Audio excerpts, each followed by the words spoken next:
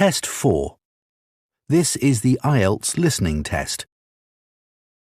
You will hear a number of different recordings and you will have to answer questions on what you hear. There will be time for you to read the instructions and questions and you will have a chance to check your work. All the recordings will be played once only. The test is in 4 parts. At the end of the test, you will be given 10 minutes to transfer your answers to an answer sheet. Now turn to Part 1.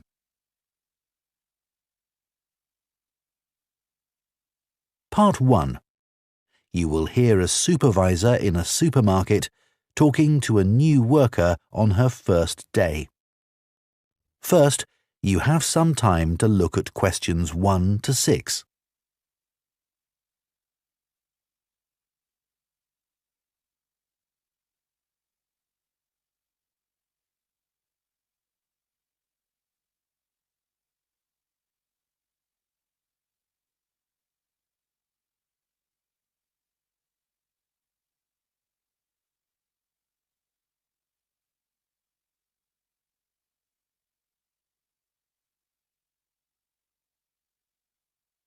Now listen carefully and answer questions 1 to 6.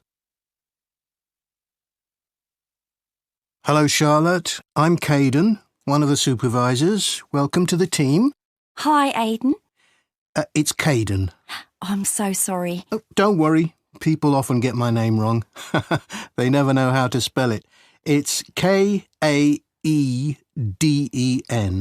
in case you ever need to write it. I'll try and remember. So, there are a few practical things you need to sort out this morning. Then I'll show you what you're going to do today. The email I received said to go to the front desk to show my letter of appointment and pick up my badge. You'll need that for the staff room and other areas of the supermarket where shoppers aren't allowed. So, after you've finished at the front desk, I'll take you to the staff room. Put your coat and rucksack in one of the lockers there. Take whichever one is free. Will I have a key? Yes, try not to lose it. At the end of the day, leave it in the door for the next person to use. Will do. You also need to go to the HR department to see Tiffany. She's really helpful. I was told to bring my passport with me. HR need to take a note of the number in it. That's right. Or you can show your ID card. I don't have one of those. OK. Tiffany will give you a uniform. They have lots in different sizes, so you just tell her what you need. I won't come with you to HR. I've got to go and sort something else out. Problem with a bread slicer. Is the HR office near the staff room? The staff room's on the 1st floor, and HR are a couple of floors above that, on the 3rd floor. There's a staircase outside the staff room. OK. When you're finished with HR, come and find me in the bakery section of the shop. I'm looking forward to getting started. I'll just give you my phone number in case you can't find me. Have you got your phone there? Yes. OK. Ready? It's 0412 66 5903. OK. Done. Before you hear the rest of the conversation, you have some time to look at questions 7 to 10.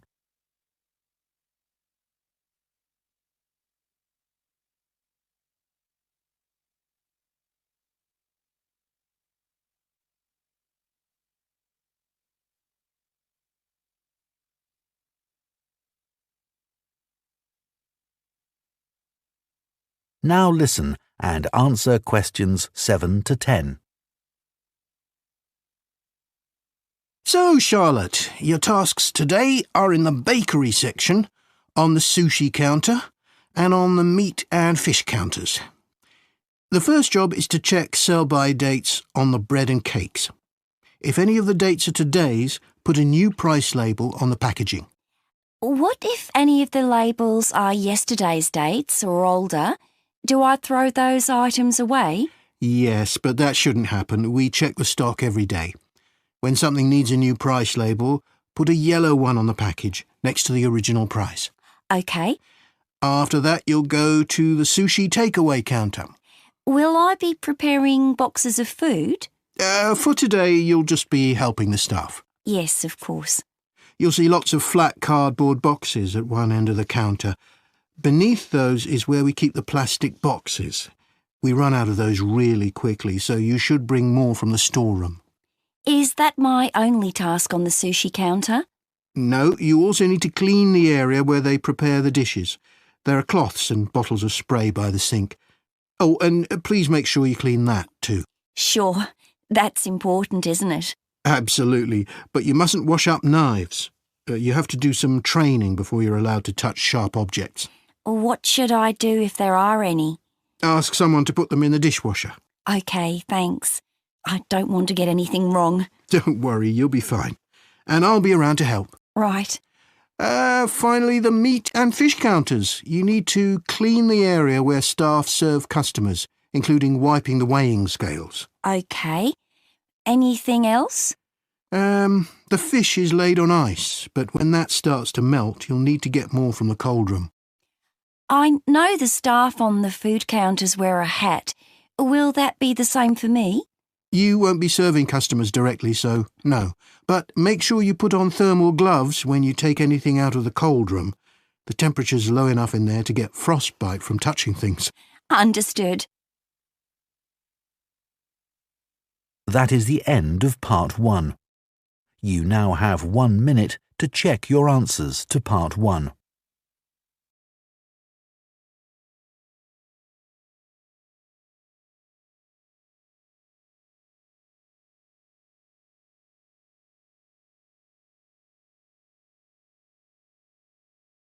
Part 2.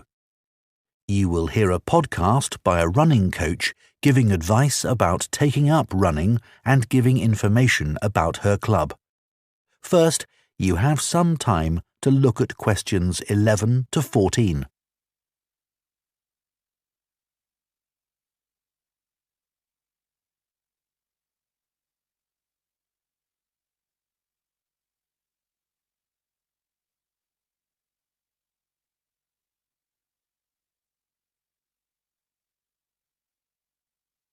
Now listen carefully and answer questions 11 to 14. My name's Liz Fuller and I'm a running coach with Compton Park Runners Club. Welcome to my podcast. If you're thinking about taking up running, I'm here to help. There are many training programs available online which aim to help people build up to running 5 kilometres. Some of them are great, and thousands of people of all ages are taking part in 5-kilometre races across the country as a result. People like them because they're easy to follow and don't push them too hard. However, they don't work for everyone, especially if you suffer from something like a heart condition or asthma, because they're aimed at people with average fitness and running ability. Another thing is that everyone is different. And if you have any specific questions related to your needs, there's no one to provide any answers. I have a couple of simple tips I always give to new runners. I expect you've been told to run very slowly until your fitness increases. Well, I find that can prevent progress. You should run at a speed that feels comfortable, but time yourself and try to run a bit faster each time. Listening to music can be very helpful. It takes your mind off things and helps your body get into a rhythm.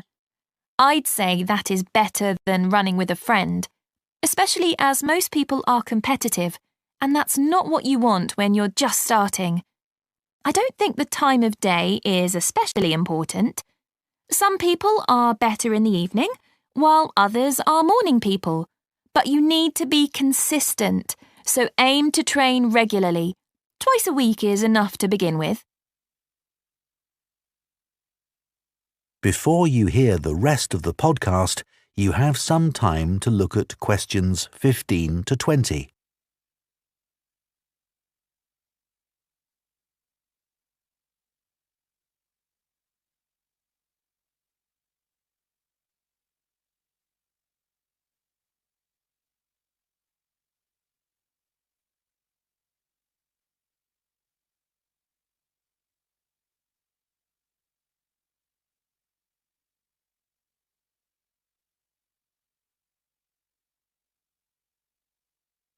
Now listen and answer questions 15 to 20.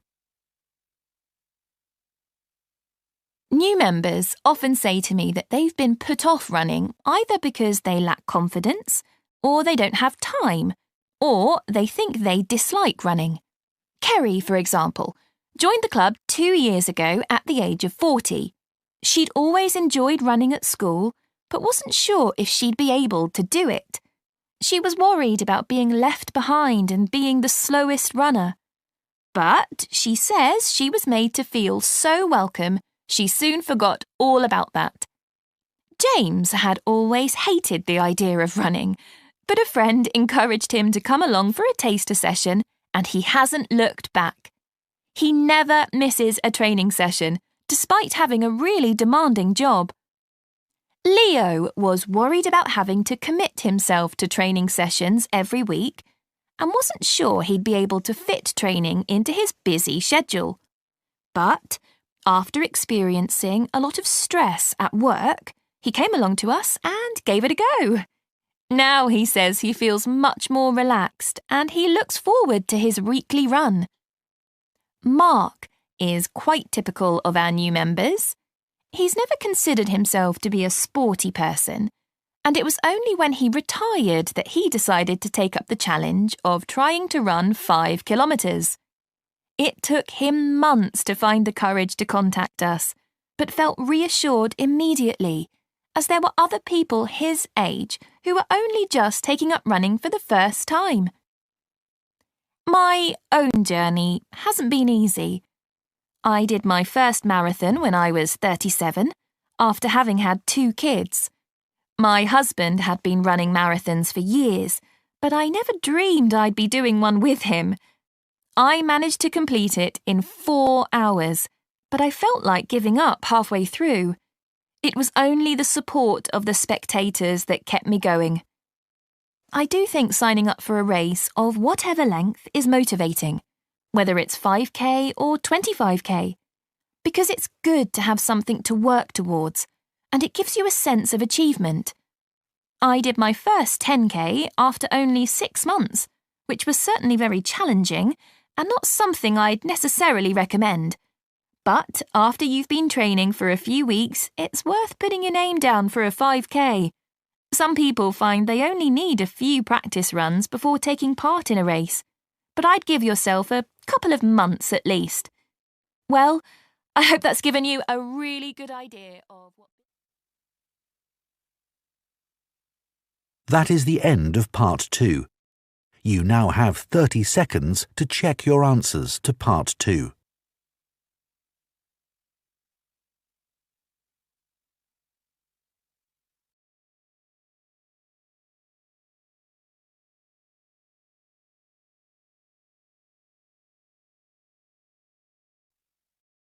Part 3. You will hear 2 students called Jane and Kieran talking about books. First, you have some time to look at questions 21 to 25.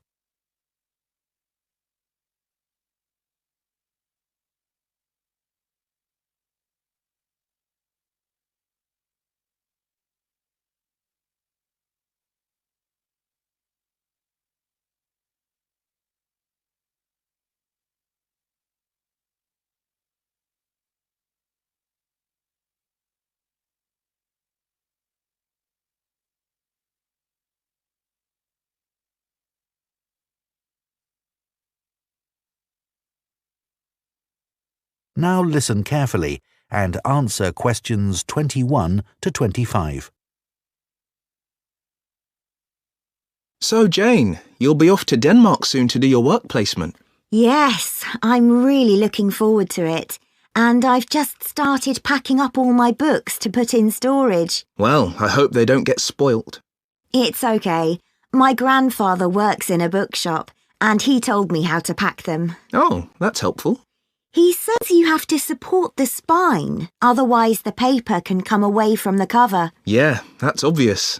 He also told me to pack them flat in the box, not on their side.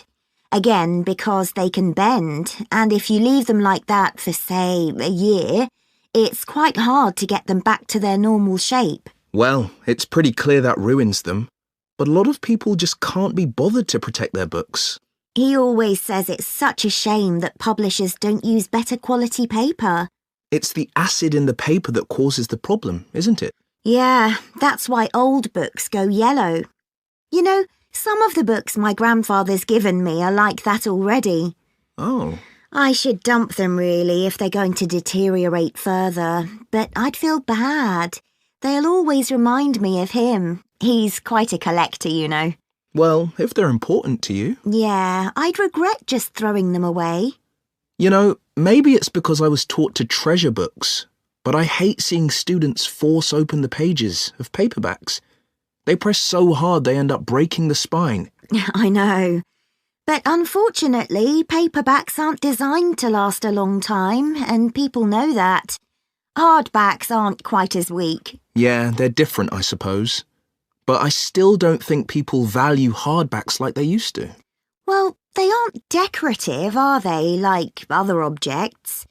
Plus, nowadays, people don't keep them out on shelves as much as they used to. That's such a pity. When I visit someone, if they have, say, a colourful book on a table, it's the first thing I'm drawn to. I agree. And book covers can be a work of art in themselves. Some are really eye-catching. I've always been taught to handle books carefully. If you watch someone take a book off a shelf, well, they usually do it wrong. Ah, my grandfather says you should put your hand right over the top of the book. Or, if you can't do that, pull the other books on the shelf aside so that you can hold the whole cover. When did you learn all this?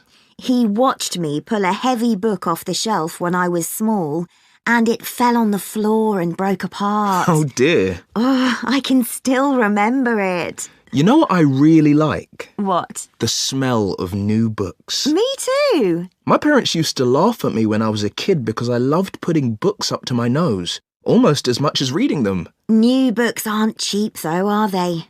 I guess we're lucky we can buy them. My grandfather stocks second-hand books as well as new ones, and they don't smell quite as good. Before you hear the rest of the discussion, you have some time to look at questions 26 to 30.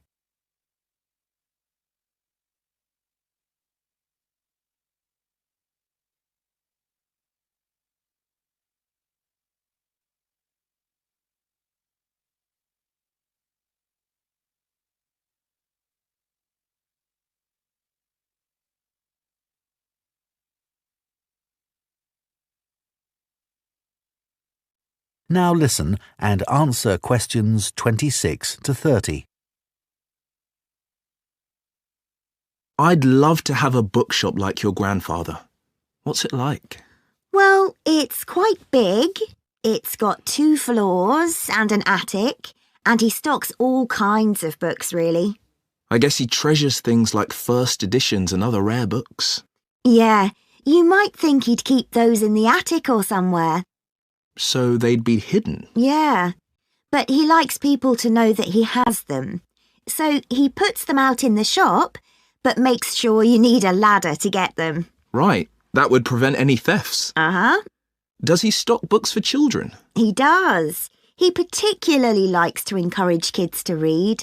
He always says that he used to sit under the stairs as a child with a pile of books and read them all. Is that where he keeps them then? Not exactly. He's got a dedicated area on the ground floor with cushions, so that parents can enter with their toddlers, go there and spend some time reading to them. Oh, cool. And then there's a place for pushchairs by the front door, and a cafe if anyone needs refreshments. That's good to know. As I said, it's a big shop, and there's a storage area out the back as well. Oh, what does he keep there? Books he wants to throw away? He hardly ever throws anything away. He just leaves unwanted books by the front door for customers to take. Well, that's very nice. Yeah. And books people or institutions have requested, they all go at the far end. Oh. He thinks it's best to keep these out of the main shopping area as they're boxed and new. Did you get your course books from him? Naturally. He stocks books for a lot of the colleges. He used to keep these books on the first floor, but now there's a new university in my hometown. He's moved them downstairs to attract the students. They're actually part of the coffee shop, on low shelves all around it. Pretty central then. You'll have to take me there sometime. That is the end of Part 3. You now have 30 seconds to check your answers to Part 3.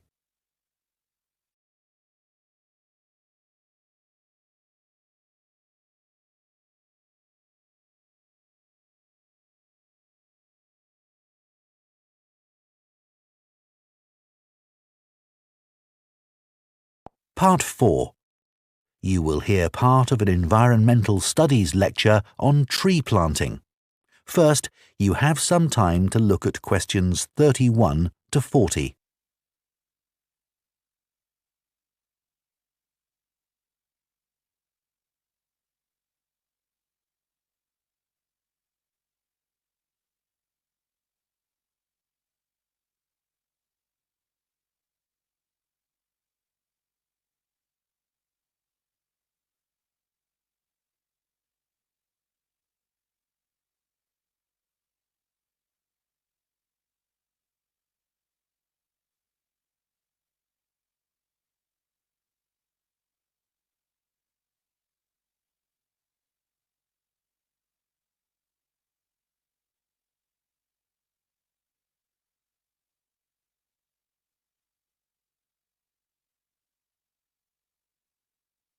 Now listen carefully and answer questions 31 to 40. Tree planting now dominates political and popular agendas and is often presented as an easy answer to the climate crisis, as well as a way for business corporations to offset their carbon emissions. But unfortunately, tree planting isn't as straightforward as some people think. When the wrong trees are planted in the wrong place, it can do considerably more damage than good, failing to help either people or the environment.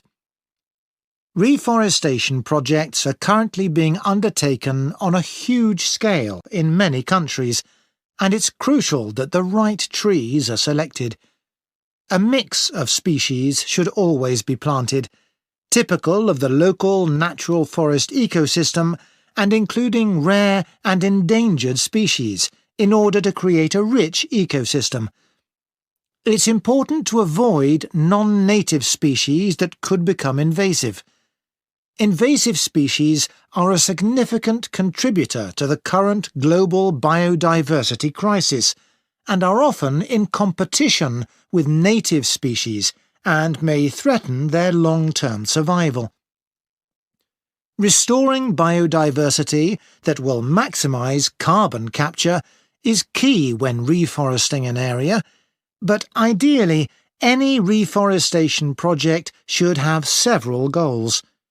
These could include selecting trees that can contribute to wildlife conservation, improve the availability of food for the local community, and maintain the stability of soil systems. Meeting as many of these goals as possible, whilst doing no harm to local communities, native ecosystems, and vulnerable species, is the sign of a highly successful tree planting scheme. To ensure the survival and resilience of a planted forest, it's vital to use tree seeds with appropriate levels of genetic diversity, the amount of genetic variation found within a species essential for their survival. Using seeds with low genetic diversity generally lowers the resilience of restored forests, which can make them vulnerable to disease and unable to adapt to climate change. Choosing the right location for reforestation projects is as important as choosing the right trees. Ultimately, the best area for planting trees would be informally forested areas that are in poor condition. It's better to avoid non-forested landscapes such as natural grasslands, savannas or wetlands, as these ecosystems already contribute greatly to capturing carbon. It would also be advantageous to choose an area where trees could provide other benefits, such as recreational spaces. Reforesting areas which are currently exploited for agriculture should be avoided, as this often leads to other areas being deforested.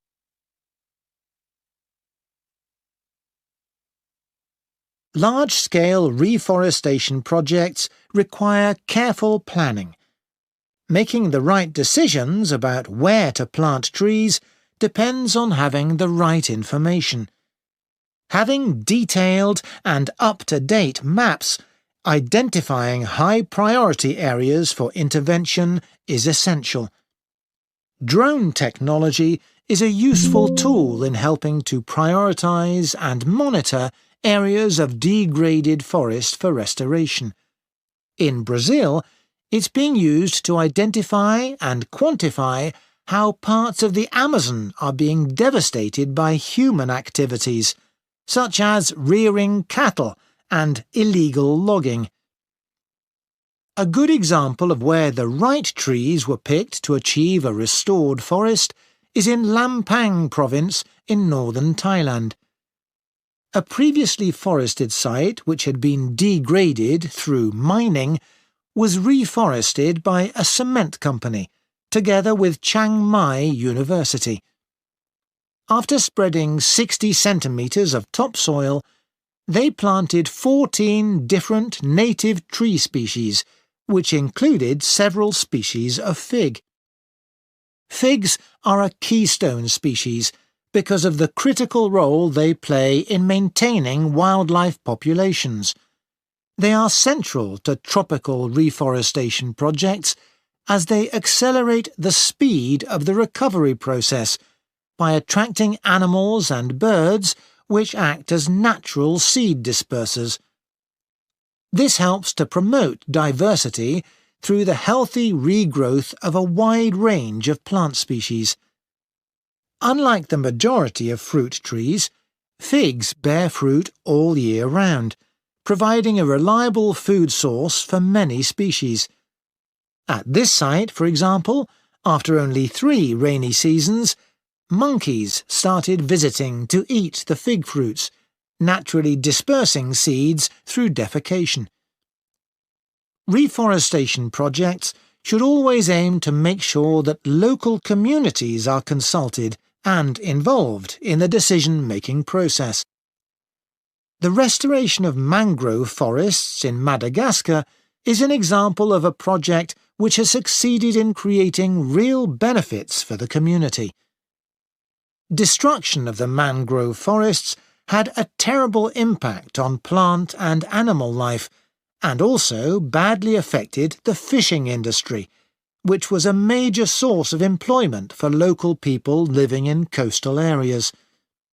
The reforestation project involved hiring local people to plant and care for the new mangrove trees. Millions of mangrove trees have now been planted, which has resulted in the return of a healthy aquatic ecosystem. The mangroves also act as a defence against the increased threat of flooding caused by climate change. What's more, the local economy is more stable, and thousands more Madagascans are now able to send their children to school. One other important point to consider. That is the end of part 4.